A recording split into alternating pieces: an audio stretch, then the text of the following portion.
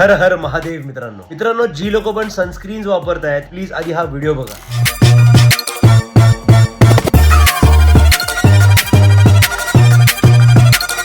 आता मला सांगा का नाही होणार हॉर्मोनल इम्बॅलन्स, व्हिटॅमिन D3 ची डेफिशियन्सी, नको ते मेडिकल कंडिशन, असं सगळं जेव्हा आपण आपल्या शरीरावर अप्लाय करतो तेव्हा ते आपल्या ब्लड स्ट्रीम मध्ये जाणारच ना, आणि सगळे आजार आपण ओढून घेणारच. मग डॉक्टरांकडे जा, मेडिकेशन सुरू करा, या गोळ्या खा, त्या गोळ्या खा, ही क्रीम लावा, ती क्रीम लावा. मग अजून प्रॉब्लेम. कोणत्याही क्रीमनी, कोणत्याही पिलनी किंवा मेडिकेशन्सनी आपली लाईफस्टाईल कधी सुधरत नसते. आपला आजार फक्त डिले होत जातो. चांगलं खा पिया, वर्कआउट करा, जरा उन्हात बाहेर पडा, सन एक्सपोजर घ्या, ऑटोमॅटिकली तुमची स्किन क्वालिटी इंप्रूव्ह होईल, तुम्ही अट्रॅक्टिव्ह दिसाल. टेम्पररी सोल्युशन मुळे आपली लाईफ परमनंटली खराब करून घेऊ नका. तिकडे फॉरेनर्स टॅनिंग करून घेत आहेत सूर्याखाली, कारण की सन नॅचरली तुमच्या बॉडीला हील करतो, आणि इकडे आपण सनस्क्रीन लावत बसलोय. काळी पडीन म्हणून मी सनस्क्रीन लावूनच बाहेर पडणार. मग बस बोंबलत. Stay fit, stay healthy and stay safe. Har Har Mahadev.